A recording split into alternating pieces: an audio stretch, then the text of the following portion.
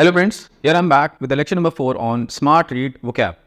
आज इस लेक्चर में मैं डिस्कस करने वाला हूँ smart read vocab drill number 4 में यूज्ड पैसेज के इंपॉर्टेंट वर्ड्स को। So without wasting any more time चलिए शुरू करते हैं। So the very first word is seminal. Seminal means highly influential or important, serving as a foundation or basis for further development. Serving as a foundation यानी किसी भी काम के लिए, किसी भी काम को लेकर कोई फाउंडेशन बनाना आगे के लिए, यानी आने वाली जनरेशन्स के लिए। ये जो काम है बेसिकली ये एक रेफरेंस पॉइंट का काम करता है, एक फाउंडेशन का काम करता है। सबसे पहले कोई डिस्कवरी हुई हो, सबसे पहले कोई ऐसा काम हुआ हो जो अपने आप में यूनिक है, इम्पैक्टफुल है, सिग्निफिकेंट है, उसके लिए आप बोल सकते हैं सेमिनल। सेमिनल को और डेप्थ में समझना चाहें तो उसके लिए हमारे पास एक रेफरेंस है। सेमिनल बेसिकली जो डिराइव हुआ है वो हुआ है सेमिन से। लैटिन लैंग्वेज में एक वर्ड है सेमिन, और सेमिन बेसिकली एक फ्लूइड होता है।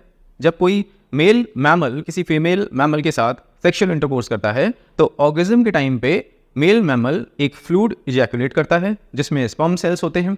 अब ये स्पर्म सेल फीमेल के एग से जाके जुड़ते हैं और उसको फर्टिलाइज करते हैं और फिर एम्ब्रियो बनता है। So embryo is the earliest form of an unborn baby. So basically सीमेन का यहाँ पे क्या काम है, वो क्या रोल प्ले कर रहा है, वो सीड का रोल प्ले कर रहा है। एक सीड यानी कि फाउंडेशन। सो सेमिनल क्या हुआ, फाउंडेशनल। इसको और बेटर वे में समझने के लिए हमारे पास और कॉन्टेक्स्ट है। देखिए क्या लिखा हुआ है। An example of a seminal work in the Indian context is Rabindranath Tagore's Gitanjali, published in 1910.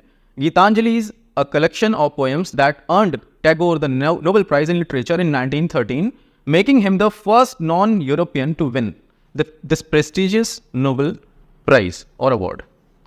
यानी पहली बार किसी नॉन यूरोपियन ने नोबेल प्राइज जीता, और वो कौन थे, रविंद्रनाथ टैगोर, जिन्होंने गीतांजलि के लिए ये प्राइज जीता था।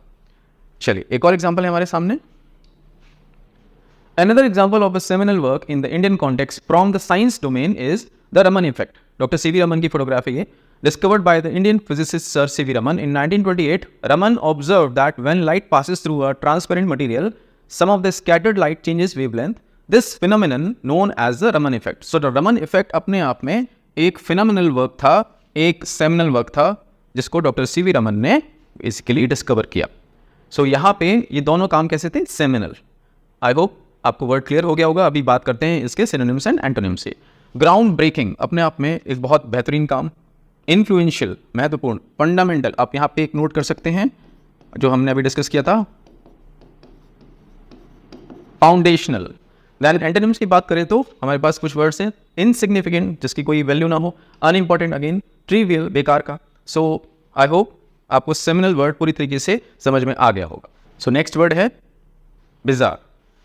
Strange or unusual in appearance, style और character, extremely unconventional और outlandish, यानी अपने आप में बिल्कुल unusual, बिल्कुल rare, ऐसा जैसा कि आपने पहले कभी नहीं देखा हो, ना एक्सपेक्ट किया हो। सो उसको बोलते हैं बिजार। इसको समझने के लिए हमारे पास एक एग्जाम्पल है। ये एक जनवरी में एक घटना घटी गोवा में। इसमें बेसिकली सूचना सेठ, लेडी का नाम है सूचना सेठ, CEO है ये माइंडफुल AI लैब की। इन्होंने एलिजिडली अपने 4 साल के बच्चे का मर्डर किया, उसको एक बैग में बंद किया और फिर उसकी लाश को ठिकाने लगाने ये ले जा रही थी गोवा से बेंगलुरु। सो बेसिकली आप जब ये सुनते हैं, आप जब ये पढ़ते हैं इनके बारे में, सो ये बिजार है। यानी आप किसी माँ से जो कि वेल एजुकेटेड हैं, वेल एस्टेब्लिश्ड हैं, एक्सपेक्ट ही नहीं कर सकते कि वो ऐसा काम कर सकती हैं। So this incident was quite bizarre. एक और एग्जाम्पल है हमारे सामने। ये हाइपोथेटिकल एग्जाम्पल है जो मैंने खुद से सोच के लिखा है, जो कभी हुआ नहीं है, बट स्टिल अगर आप इसको इमेजिन भी करेंगे तो ये आपको बहुत बिजार लगेगा। Bangladesh thumped Australia 5-0 down under in the recently held test match series. पहली बात तो यहाँ पे जो लिखा है बांग्लादेश ने हराया। किसने हराया, बांग्लादेश ने, जो कि टेस्ट रैंकिंग, टेस्ट मैच की जो रैंकिंग्स होती हैं ICC की, उसमें काफ़ी नीचे है ऑस्ट्रेलिया के कंपैरिजन में। इसने किसको हराया, ऑस्ट्रेलिया को, जो काफ़ी ऊपर है। कितने मार्जिन से हराया, कितने मैचेस की सीरीज थी, 5 मैचेस की सीरीज में 5-0 से हरा दिया ऑस्ट्रेलिया को। देन कहाँ पे हराया, डाउन अंडर, अगेन ऑस्ट्रेलिया में हराया। ऑस्ट्रेलिया को हम डाउन अंडर भी बोलते हैं। किस में हराया, टेस्ट मैचेस में हराया, जहाँ ऑस्ट्रेलिया बहुत स्ट्रॉन्ग टीम है। एक बार को T20 होता, वनडे होता, आप इमेजिन कर सकते थे, पर यहाँ इमेजिन करना भी, मतलब इमेजिनेशन में भी आप सोच रहे होंगे यार ये क्वाइट बिजार है। ऐसा नहीं हो सकता। सो अगर ऐसा होता है तो आप क्या बोलेंगे, ये पूरी जो टेस्ट सीरीज थी ये कैसी थी, बिजार थी, जो रिजल्ट्स थे वो कैसे थे, बिजार थे। I hope the word is clear now. चलिए बात करते हैं इसके सिनोनिम्स की एंड एंटोनिम्स की। एक्सेंट्रिक, विचित्र, पेक्यूलियर, अजीब सा, अनकन्वेंशनल, जो कभी ना हुआ हो या जो कभी देखा नहीं है आपने, वेरी अनयूजुअल जैसे हमने भी बात की। दैन इसके एंटोनिम्स की बात करें, नॉर्मल, कन्वेंशनल एंड ऑर्डिनरी या फिर यूजुअल, ये सारे एग्जाम्पल्स हैं इसके एंटोनिम्स की। चलिए नेक्स्ट वर्ड की बात करते हैं। नेक्स्ट वर्ड है हमारे पास फॉरबिडन। फॉरबिडन यानी कि नॉट परमिटेड, नॉट परमिटेड जिसकी इजाज़त ना हो, प्रोहिबिटेड जिसके लिए मना किया गया हो, प्रोहिबिटेड बाय अथॉरिटी और सोशल कस्टम, उसको बोलते हैं फॉरबिडन। अगेन एग्जाम्पल से समझते हैं इसको। ये जो फोटो है आपके सामने, ये है द सबरीमाला टेम्पल जो कि केरला में है।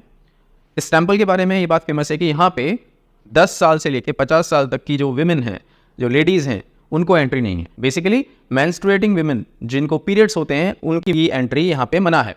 अब बेसिकली जो यहाँ पे जो देवी की मूर्ति है, डीटी, उनको बोला जाता है कि वो चेस्ट हैं, यानी कि प्योर हैं बिल्कुल। तो अगर कोई लेडी ऐसी एंटर करेगी तो वो इम्प्योर कर देगी टेम्पल प्रेमिसेस को। इसीलिए यहाँ की टेम्पल अथॉरिटी मना करती है गर्ल्स या 50 साल तक की लेडीज़ की एंट्री को।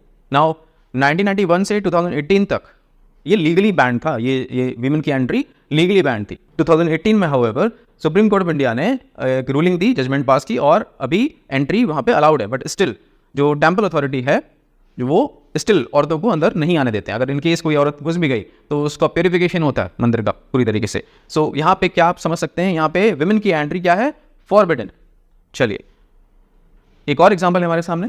Child marriage which involves marrying of children below the legal age of marriage is forbidden by law in India. यानी क्या फॉरबिडन है, child marriage is forbidden by law in India.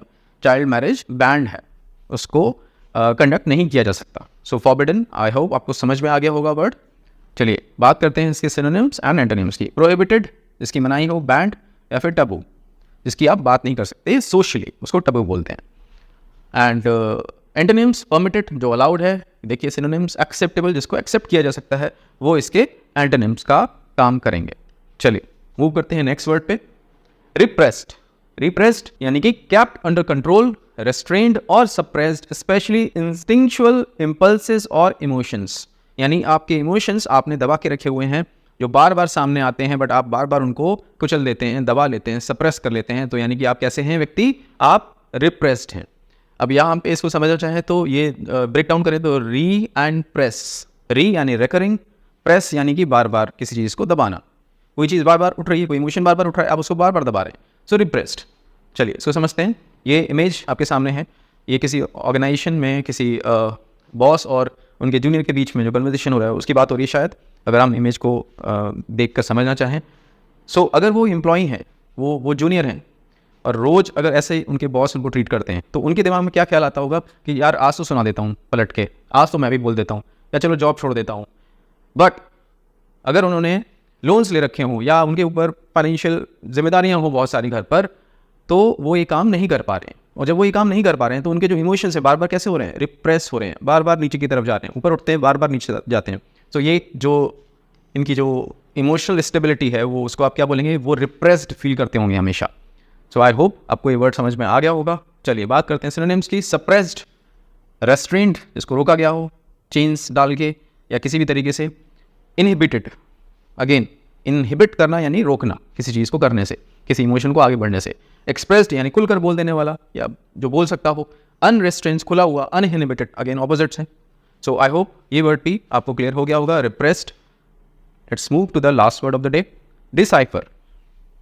Again इसको अगर मैं यहाँ पे पहले तो इसको पढ़ लेते हैं। टू इंटरप्रीट और डी कोड समथिंग डिफिकल्ट और पजलिंग, कोई भी ऐसी चीज़ जो डिफिकल्ट हो समझने में, उसको आप डी कोड कर रहे हैं। टू मेक सेंस ऑफ और understand something that is obscure और क्रिप्टिक, कुछ ऐसा जो कोड लैंग्वेज में है उसको आप समझने की कोशिश करते हैं या समझ लेते हैं या उसको डी कोड कर लेते हैं, तो आप बोलते हैं कि आपने उसको डी साइफर कर लिया। अब इसको भी तोड़ लेते हैं, ब्रेक डाउन करते हैं। तो डी यानी कि सेपरेशन और साइफर यानी कि कोडिंग करना। सो डी साइफर यानी कोडिंग को आपने अलग कर दिया, तोड़ दिया, यानी कि आपने उसको डी कोड कर लिया। इसको भी समझते हैं इमेजेस से। अब देखिए ये कोई दो डॉक्टर्स हैं अलग अलग, उन दोनों की अलग अलग प्रिस्क्रिप्शन है। एक प्रिस्क्रिप्शन ये है और एक प्रिस्क्रिप्शन ये है। अब अगर आपसे मैं पूछूं पहली नज़र में आप किसको डिसाइफर ईजिली या ईजियर वे में कर सकते हैं। ये बड़ा ऑब्सक्योर है, यानी समझ में ही नहीं आ रहा क्या लिखा हुआ है, कुछ भी ऐसे ही पेन चला दिया है और इनकी जो लैंग्वेज है बेसिकली जो केमिस्ट होंगे वही समझ पाएंगे, वही डिसाइफर कर पाएंगे। पर ये जो है ये थोड़ा सा आप समझने की कोशिश करें तो समझ सकते हैं। सो इसको आप डिसाइफर कर सकते हैं, बट उसको डिसाइफर करना is next to impossible for a common man. तो वो जो बेसिकली केमिस्ट होते हैं वही समझ पाते हैं, ऐसा आपने एक्सपीरियंस भी किया होगा। सो आई होप डिसाइफर आपको समझ में आ गया हो। अगेन चलिए बात करते हैं सिनोनिम्स की। डिकोड, इंटरप्रीट समझ लेना, अनरेवल यानी खुलासा कर देना, सामने आ जाना किसी चीज़ का, अनरेवल कर देना। एंटोनिम्स, एनकोड, कन्फ्यूज या ऑब्सक्योर, छुपा देना। चलिए सो गाइज आई होप आज का लेक्चर आपको समझ में आया हो, आज के वर्ड्स आपको समझ में आया हो। आपको वापस से वही चीज़ करनी है जो मैं हमेशा बोलता हूँ, आपको जाना है स्मार्ट रीड ड्रिल नंबर 4 पे, पूरी एक्सरसाइज अटेम्प्ट करनी है और आपको कमेंट बॉक्स में मेंशन करना है आपकी आरसी स्पीड और आपका आरसी लेवल। हमेशा की तरह ये दोनों चीज़ें आपको मेंशन करनी है सो दैट मैं जान पाऊँ कि आप आपकी क्लैट प्रिपरेशन जर्नी में कैसे ट्रेड कर रहे हैं, क्या एक सही बात पे आप चल पा रहे हैं कि नहीं चल पा रहे हैं। कोई भी प्रॉब्लम हो इसको लेके, स्मार्ट रीड एक्सरसाइजेस को लेके या जो लेक्चर है उसमें अगर आपको वर्ड्स समझ में नहीं आ रहे हैं, आपको कॉन्टेक्स्ट समझ में नहीं आ रहा है, या कोई और भी क्वेरी हो आपकी क्लैट को लेके या किसी और लॉ एग्जाम को लेके, so I am available on this number on WhatsApp. Just drop me a ping, I will get back to you as soon as possible और मैं ट्राई करूँगा आपकी पूरी हेल्प करना to the best of my capacity, to the best of my ability. So guys this is it. वापस मिलता हूँ नए वर्ड्स के साथ, नए लेक्चर के साथ। So all the best, bye bye.